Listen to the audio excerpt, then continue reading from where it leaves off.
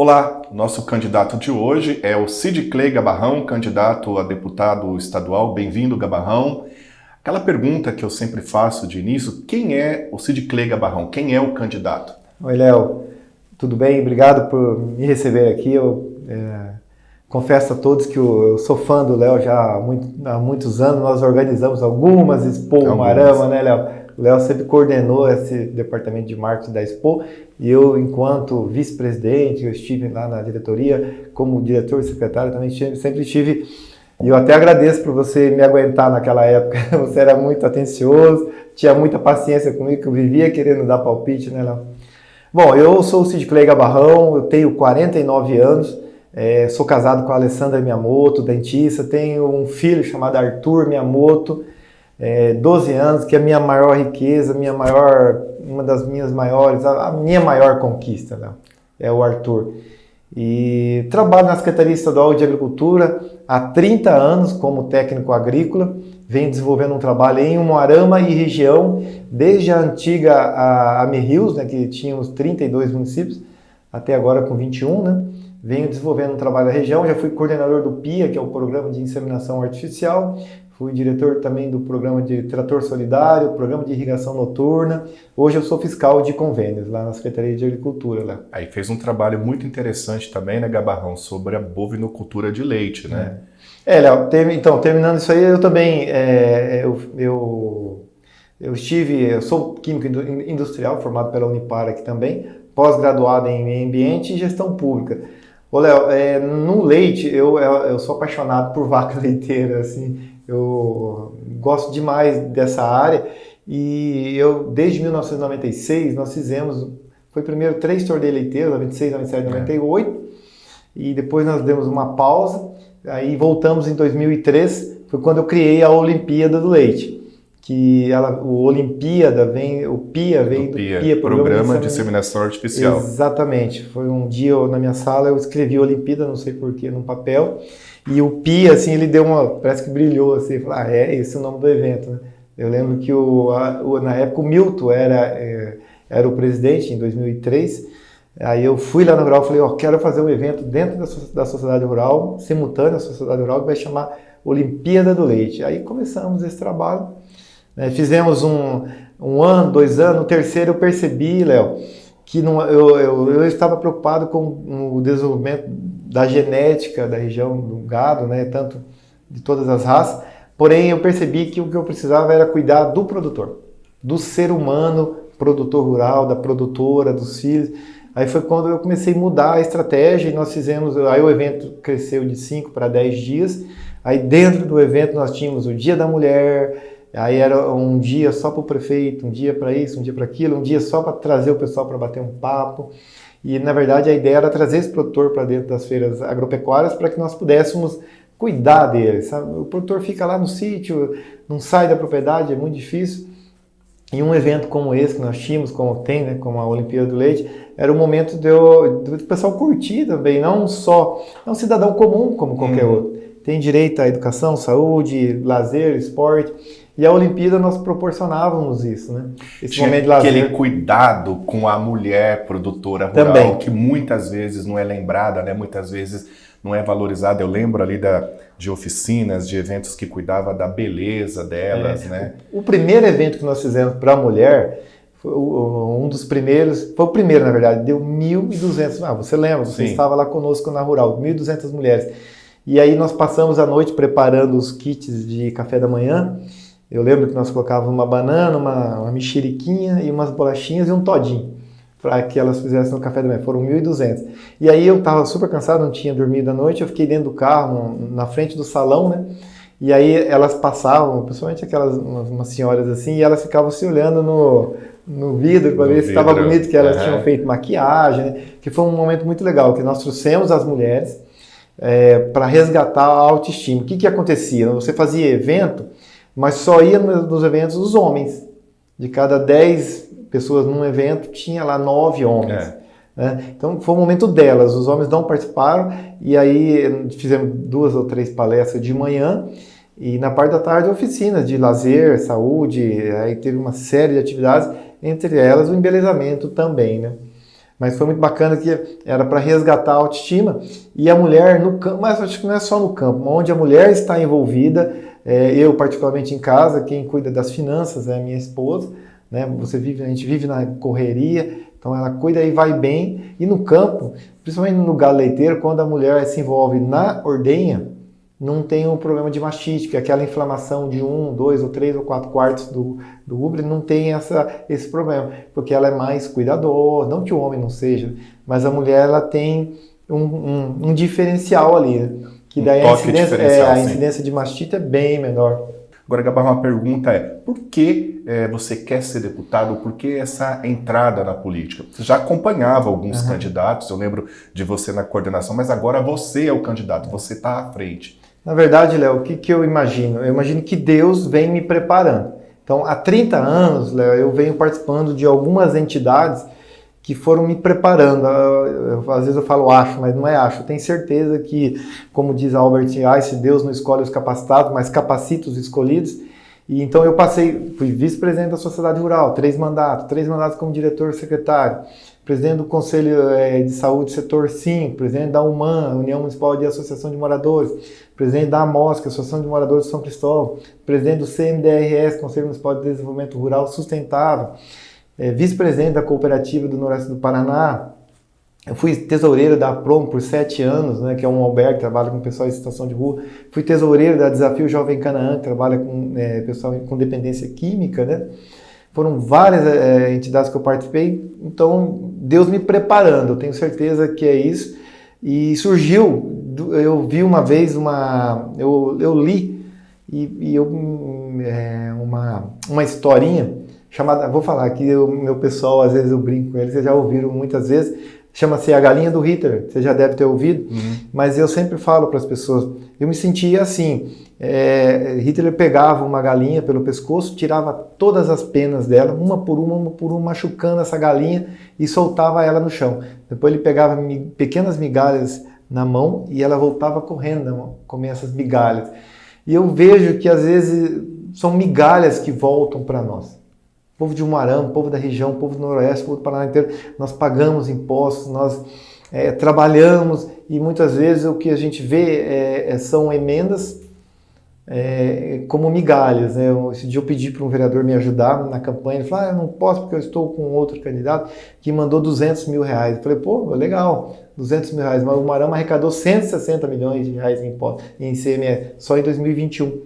Então, eu vejo que são migalhas, eu acho que a gente pode fazer muito mais, como você falou, essa questão da criatividade, acho que a gente pode pensar fora da casinha também, pode ser menos burocrático, né? E eu tenho certeza que o nosso mandato não vai ser burocrático, tenho certeza que o nosso gabinete vai trabalhar de forma, a ideia é montar uma indústria de projetos, né? O que acontece? Eu não vou estar lá sentado pensando lá na Assembleia, nós vamos ter uma equipe capacitada, quem estiver comigo vai estar ganhando, recebendo por isso, mas vai ter que trabalhar, e vai receber por isso. Então quero montar um time, já estou escalando uma galera aí que vai estar comigo, técnicos, né? Com essa verba de gabinete nós vamos montar uma indústria de projeto para atender todos os municípios, nós estamos em 51 municípios hoje, Léo, bem forte em 32, graças a Deus. Então eu quero atender, independente se o prefeito está com Gabarrão ou não, nós vamos atender todas as prefeituras da região, que aqui próximos a Umuarama, é lógico, né? A gente não pode, com essa indústria de projeto. O que acontece é que às vezes no município o pessoal manda projetos, mas precisa ter um embasamento técnico, né? E quando a prefeitura lá não conseguir, nós vamos dar esse suporte através da minha equipe de gabinete. O que você pretende para a região? Como que você pretende deixar sua marca uma vez eleito deputado estadual?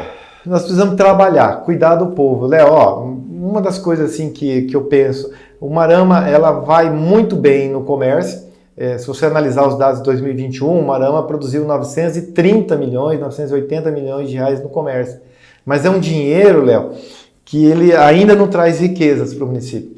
Vamos falar de Umuarama, tá? Não estou falando da região. Então você pega o Umuarama, eu sempre cito esse exemplo, você comprou um exemplo, essa blusa lá vamos colocar ali na Lojas 1000. Aí o dono da Loja 1000 paga o funcionário dele. o funcionário dele vai lá, compra no supermercado. Aí o dono do supermercado paga o funcionário. O funcionário volta, por exemplo, na loja Mil, compra um sapato. É um dinheiro que fica rodando aqui dentro de Marama. O que nós precisamos? Nós precisamos de dinheiros novos. Da onde que vem dinheiro novo? Da produção primária, por exemplo. Né? Vamos citar o campo.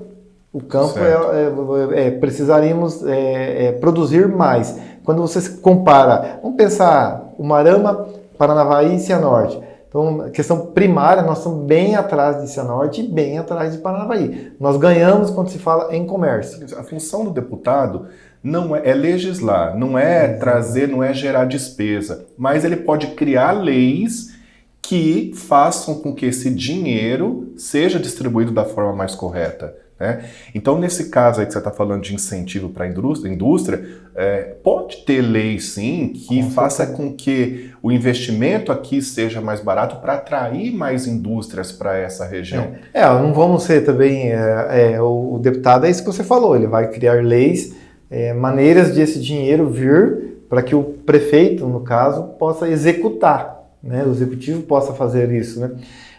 Mas tem uma série de coisas que o deputado pode estar correndo e, como você falou, a gente tem que usar a nossa criatividade também. Quando você fala de geração de emprego, eu acho que nós precisamos também trazer indústria, principalmente da parte não é eletrônica, como que eu vou te dizer assim... tecnologia, porque daí também os salários vão ser um pouco maiores e esse pessoal vai... Pra você ter uma ideia, nós pagamos em torno de R$ 1.600 de impostos CMS por ano, cada pessoa aqui de Umuarama. Você vai em Toledo é R$ 6.000. Você vai em Tuneiras do Oeste é 5 mil e alguma coisa. Isso porque o pessoal lá estão ganhando mais.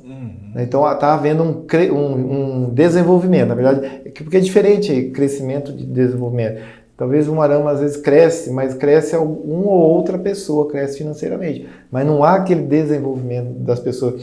Eu acredito que desenvolvimento é quando eu sou dono do estabelecimento, estou ganhando, estou crescendo, comprei um carro, mas aí as pessoas que trabalham comigo teve a possibilidade de fazer uma faculdade, teve a possibilidade de criar os seus filhos melhores, né? Dar uma boa educação. Então eu acho que isso chama-se desenvolvimento para todos. Né? Como você pretende trazer esse desenvolvimento para a cidade? Você tem já uma linha criada em relação a isso? Ou seja, você vai incomodar bastante os seus outros colegas deputados, o governador, que é quem tem a caneta, é quem consegue decidir, mas também se você for sozinho lá na Assembleia, se for um cara que estiver lá num canto, você não vai conseguir, você só consegue se for em grupo. A gente tem visto muito isso. Inclusive, a gente tem visto muitos representantes nossos isolados. Né? Isso, a região acaba pagando um preço muito alto porque o dinheiro não vem. O projeto, a ideia, o recurso não vem. Eu acho que eu vou ser o deputado do estado do Paraná. Então, tudo que eu pensar também para o Umuarama e região, eu vou pensar para todo o estado. Né? Como é o leite das crianças lá da Secretaria Estadual de Agricultura. Hoje ele é um plano de estado. Não é um plano de governo. Então, sai governo, entra governo, esse projeto continua. Acho que nós temos que pensar, enquanto deputado, em um plano de Estado para que ele fique para os demais governos, porque daí você vai conseguir o apoio dos demais deputados. Eu tenho um projeto legal, o Jardim do Idoso. Já vou falar do Jardim do Idoso. Mas daí não precisa ser só em Umuarama, ele pode estar em Guarapuava, ele pode estar em Cascavel, em Foz do Iguaçu, em Curitiba, em Londrina, Maringá, Paranavaí, que daí nós aprovamos esse Jardim do Idoso, o recurso, que pode ser destinado através talvez da Secretaria de Saúde, eu não sei ainda como que nós vamos proceder sobre isso, mas porque se Deus quiser vamos estar lá a partir de 1º de janeiro, mas aí esse Jardim do Idoso ele pode ser um recurso para todas as regiões. Então, aquela região que tem um deputado lá, ele vai brigar pelo Jardim do Idoso lá também. Como que é o Jardim do Idoso? Explica isso. Desde 1998, Léo, eu criei lá no São Cristóvão, eu era o presidente da Associação de Moradores do Bairro São Cristóvão, e eu tinha alguns projetos que eu queria fazer lá e não consegui fazer. Era uma casa de atenção à gestante, e muitas vezes, principalmente, tem crianças, meninas que ficam grávidas, aí às vezes a primeira coisa, tem pais que já briga, vira aquela confusão. Eu queria ter um local de atenção para essas meninas, né? E o outro era um centro do idoso. Como que funcionaria o Jardim do Idoso? Ele funcionaria como uma super creche, assim. Ele funcionaria das 7h30 da manhã às 6h30 da tarde. Esses horários também ia ter que ter 2 turnos e tal. Mas por quê? Eu entro às 8 horas, às 8 no meu trabalho. E meu pai fica sozinho em casa. Então eu tenho que sair um pouco antes para deixá-lo às 7h30 para 8 horas entrar no meu trabalho. E eu saio do meu trabalho às 6, às 18. Então eu pegaria eles às 18h30 lá na super creche. Essa super creche, nós teríamos, o idoso, ele, tanto masculino como feminino, seria um centro de convivência, assim, com atenção a médica, médico, dentista, psicológico. Se ele quiser só jogar um truco e ou jogar uma carta, vai ter, assistir uma televisão, café almoço e café da tarde, né? E também eu penso assim, eu vejo muitas senhoras e senhores quando andamos na rua, gostaria de fazer um curso superior ou terminar meu 2º grau. Então nós teríamos ali 2 salas, né? Aí teríamos que fazer um trabalho junto à Secretaria de Educação para ver como que faríamos isso, mas em uma sala de aula EAD, por exemplo, de uma matéria só, ou de um curso só, para que esse pessoal também faça uma faculdade. Quem quiser, eu vou ficar o dia todo lá no Jardim do Idoso. Das 2 da tarde às 4 vai ser faculdade. Tal, né? Então, isso aí eu quero fazer, porque o idoso, nós passamos a vida toda contribuindo, né?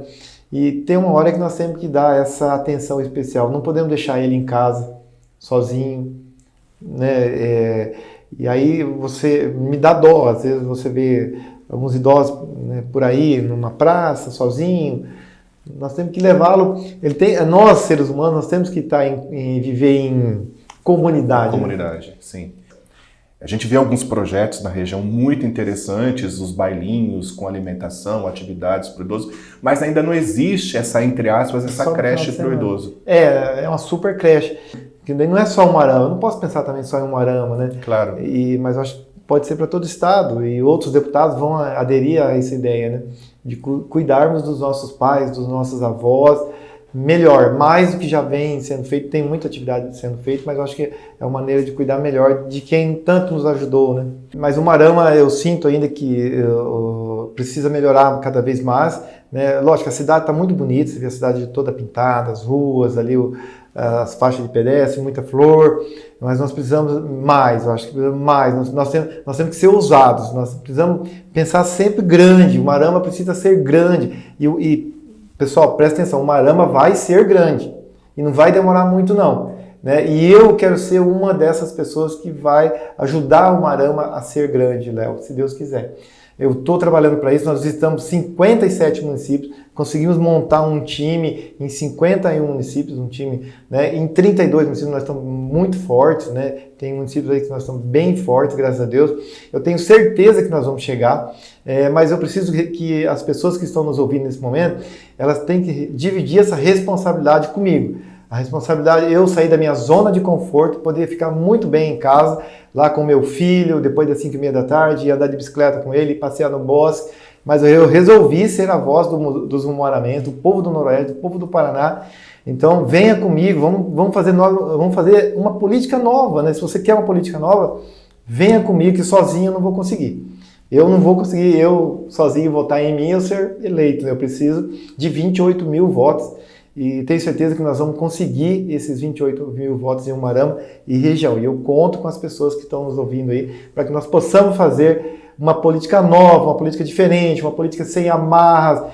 Léo, quando Deus colocou no meu coração, quando eu fui convidado para ser candidato a deputado estadual, a primeira coisa que eu pensei da vontade de Deus. Aí eu tive 2 momentos assim que me confirmou.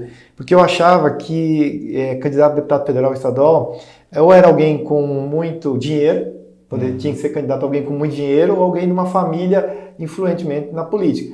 Eu não tenho muitos recursos financeiros, né? E minha família não é influente na política. Meu pai é aposentado da Expresso Maringá como motorista, minha mãe como costureira da Fios Dourados. Então nós não temos influência nenhuma na política. E aí quando eu aceitei, eu falei, então eu vou colocar na mão de Deus. E aí um dia dentro do meu carro eu falei, Senhor, eu não sou capacitado para isso. né? É isso que o senhor quer mesmo? Eu liguei o som do meu carro, tô com a música do Fernandinho, que eu gosto muito, que fala assim: eu não sou mais escravo do medo, sou filho de Deus. Foi o primeiro start, assim, eu falei, opa, Deus está falando comigo. E aí consegui um acampamento lá da Igreja Católica também, fui fazer através do Padre Machado aqui, toda a equipe da São José. E aí, no primeiro dia, eu nunca quis ir para o acampamento, né? Eu sempre eu fiquei meio com medo, assim, né? Mas é uma coisa mais maravilhosa, todos têm que fazer. Aí, no primeiro dia, já travou meu intestino, e eu já fiquei ruim, e eu falava, Senhor, fala comigo. A gente quer que Deus fala assim conosco, né? Aí, nada, no segundo dia, de novo, o intestino não funcionou, eu falei, ai, meu Deus. E aí, de tarde, eu falei, Senhor, eu vou pegar minha mala e vou embora, que você vai de ônibus para lá, né? E aí, sem celular, sem nada, eu teria que pegar e sair escondido. Aí, à noite, eu falei, eu vou embora, né?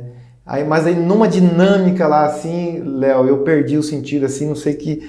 Eu só ouvi uma voz, assim, eu estou te dando uma missão, é uma ordem, vá, creia, né? Não saia do processo que você vai alcançar o seu propósito. E desde então, a gente... o que eu entendi de Deus, que era não sair do processo.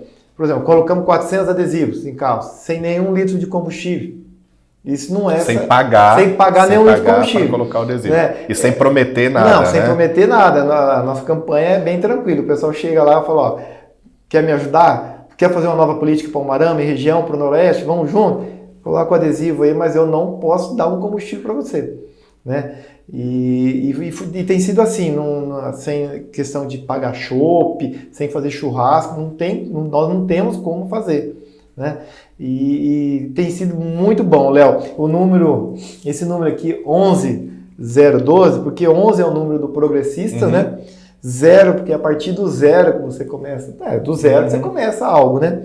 E 12, porque no início era eu e mais 12 pessoas que estavam me ajudando há 6 meses. Só 12, fazíamos reunião 12. E aí, hoje, nós somos 2.514 pessoas nesses 51 municípios me ajudando. Uau. Então, então é 11, que é o 11 do partido, 0 porque é o ponto de partida, e o 12 porque atingiu um número 12. No início. Quando eu fiz a primeira reunião, eu convidei bastante gente para me ajudar, sabe? Aí foi até lá em casa. Os apóstolos. Não tinha pensado nisso, mas aí só deu 12, só dava 12. Aí quando o Nassim, que é o coordenador estadual do Partido Progressista, falou, Cabarrão, qual que é o teu número aí, né? Aí todo mundo, coloca 11, 1, 2, 3, não sei o quê, né? Aí eu falei, não, é 11012. Falei, pode ser 11012? Ele falou, se alguém mais pedir, vai ser sorteio. Mas aí ninguém mais pediu, graças a Deus, e ficou o 11012. Tá certo. Cabarrão, vamos para um ping-pong rapidinho aqui, vou te falar algumas palavras e você vai dar uma resposta rápida sobre isso. Família.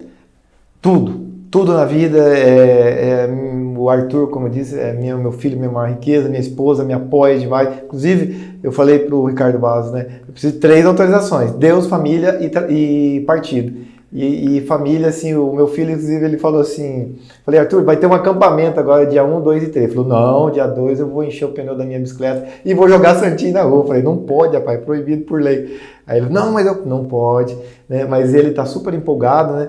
E eu sempre falo para ele, Arthur, pode ser dessa forma, pode ser disso, né? Ele fala, pai, relaxa, estamos juntos, aconteça o que acontecer, né? E minha esposa também, vamos para uma carreata, ela vai com outro carro, nós vamos sair juntos, leva a bandeira, me ajuda no que é possível, meu pai está lá me ajudando, meu irmão está me ajudando, minha mãe não está lá no comitê, mas está orando por mim, né? Então a família está sendo assim, porque é uma montanha-russa, Léo. Uma hora você leva uma notícia, você fica meio assim... Aí você chega em casa à noite, a família é o teu porto seguro. Voltando para o ping-pong aqui, auxílio financeiro para as pessoas de baixa renda. Sua opinião. Aliás, eu não gosto dessa palavra baixa renda. Auxílio financeiro das pessoas que necessitam de apoio do governo. Qual a sua ideia sobre isso? Na verdade, nesse momento da pandemia, Léo, eu achei foi de suma importância para que as pessoas... Porque eu senti que muita gente... O Umarama tinha quase 15 mil desempregados, né?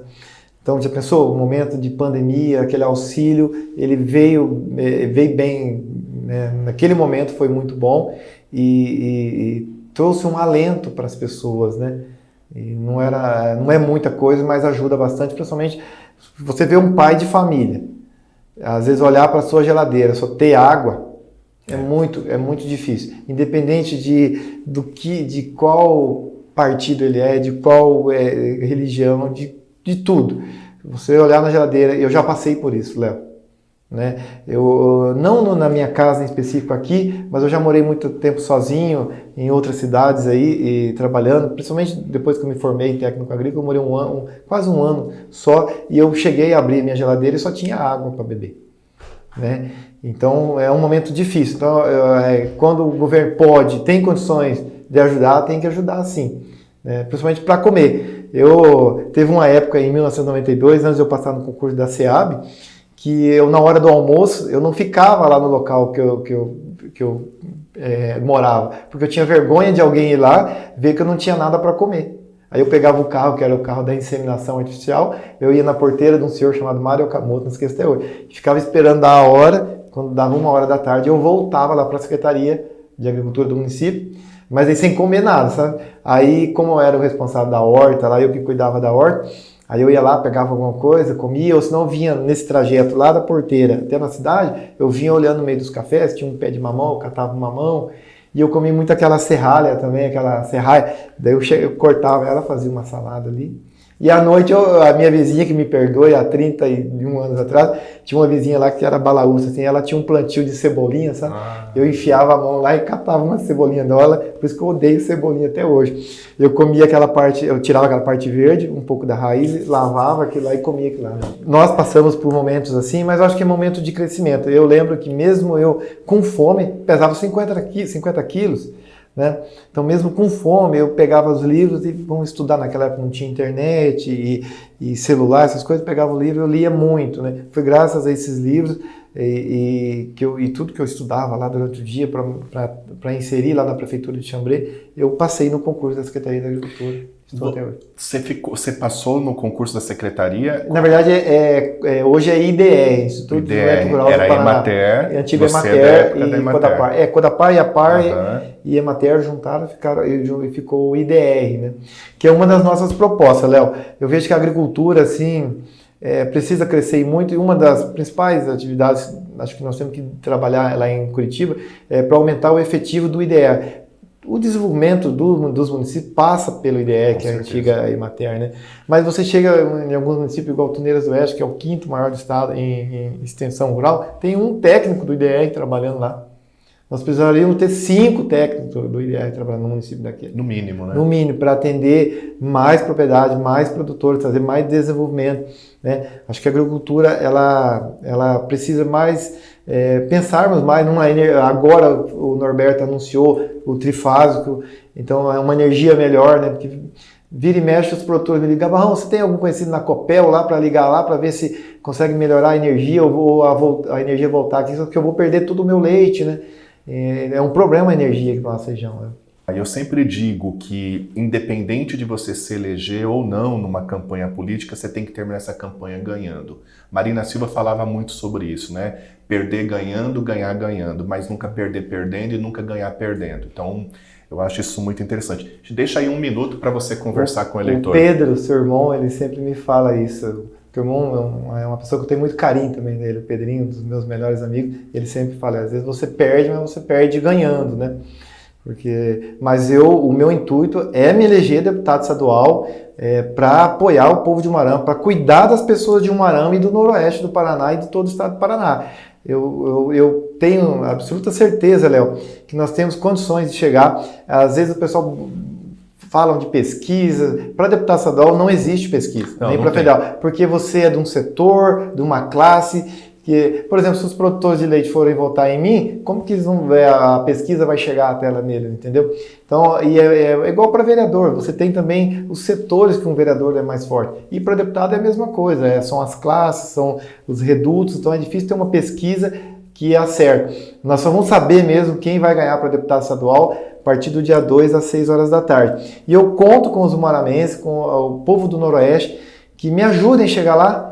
Vocês não vão se arrepender. E se eu não fizer dentro de 4 anos, tchau e benção. Não serviu, porque o cargo de deputado estadual, eu só vou estar administrando o cargo de deputado estadual. O cargo é de você, é do povo do Paraná. Tá certo. Tá bom, obrigado pela entrevista, boa sorte para você nesse processo. Falta muito pouco, né? Nós temos aí 2 semanas pela frente, então daqui a pouco a ansiedade vai cair um pouquinho, mas eu te desejo o melhor e desejo o melhor também para os vários outros candidatos aqui da nossa região e assim o apelo que eu faço é votar em candidatos daqui ou que trabalham por Umuarama. Nós somos umoramenses, nós somos bairristas e se nós temos então candidatos aqui, vamos conhecer mais os nossos candidatos. E quem está trabalhando, mesmo que for de fora, mas estiver trabalhando por Umuarama, também merece a nossa atenção, também merece o nosso voto. É isso aí, eu acho que o Umuarama tem muitos candidatos. O que as pessoas têm que fazer? Você vai comprar um celular, você fica pesquisando na internet. Né? Pesquise sobre o que esse candidato já fez ao longo de 20, 10, 20, 30 anos por Umuarama, se ele já construiu algo de bom por Umuarama e região. Dá uma pesquisada antes de votar, né? E outra coisa, nós temos muitos candidatos aí, eu sou amigo de todos, por isso que nós adotamos não sair do processo, nós não atacamos ninguém, não estamos, quando alguém ataca, porque tem os ataques, nós não estamos revidando, porque eu não sou inimigo de nenhum dos outros 10 candidatos, eu sou adversário. Depois do dia 2, voltamos vida normal, vida que segue, como amigos né? É isso aí. Isso é grandeza, isso é grandeza. Obrigado, Deus abençoe. Boa sorte. Deus te abençoe também.